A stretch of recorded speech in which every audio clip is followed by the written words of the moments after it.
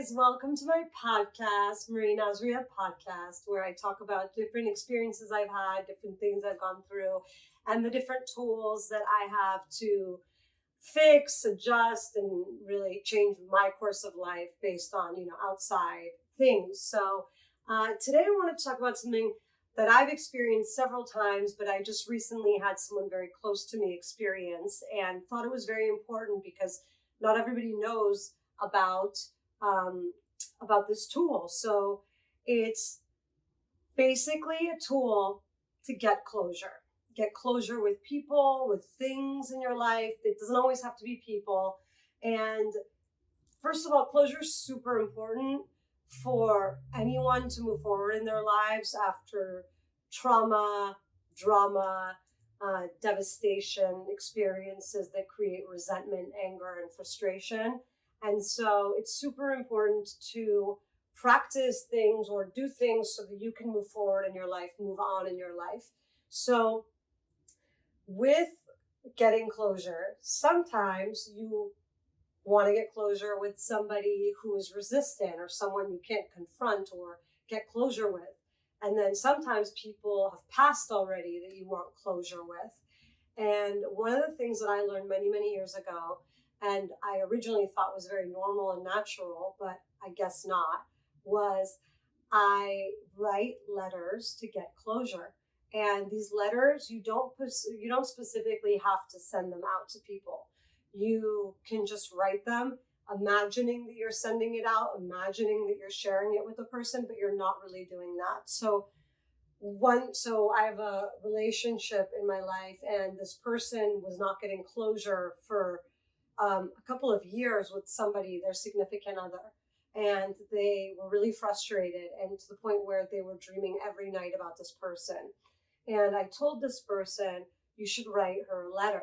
And at first I thought I was going to get pushback or resistance. And he was like, that's actually a really great idea. And I said, when you're done writing the letter, I'd love for you to share your experience with me so I could share it on my podcast. And so he did it. And he found out so many things about himself. First of all, just creating the space to sit down and thoughtfully, consciously deal with something that's been eating you up or hurting you or affecting your life in a negative way is already a big step, right? So you get to the foot of the mountain. And then he started writing. And he said originally he wanted to be very thoughtful and nice, but there was obviously a lot more happening for him.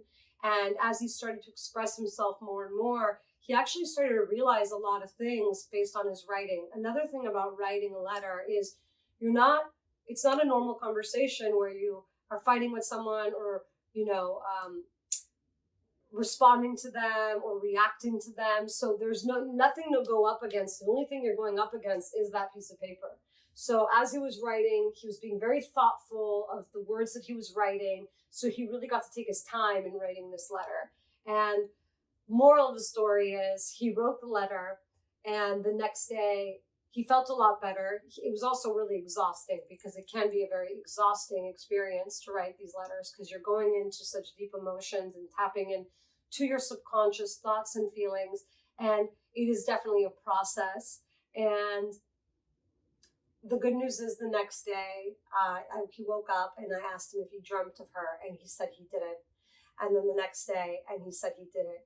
So what that means to me and what I hear from that is that he was able to release a lot of feelings, a lot of thoughts, a lot of unclosed chapters and things in his life. He was able to confront them, to share them with that person and slowly start to release that person, forgive, let go. So much can come from writing these letters to get closure. I've written them before as well. I really recommend that if there's somebody or something in your life that you haven't dealt with or that you feel like is getting in the way of you moving forward, that you take some time, you sit down with yourself and you confront that on a piece of paper and you write it down. Now, some people will send these letters off to the people that they want closure with. The only thing with that is you're going to get either a reaction or no reaction, which can seem like a reaction by not getting a reaction. So I like to thoughtfully either tuck the letter away, burn it, let it go, send it out into the universe. This is a really good way to clear up resentment, anger, frustration. So I hope you enjoyed this podcast about getting closure and one of the tools that I would use to get closure. I hope you have a beautiful day. Take care.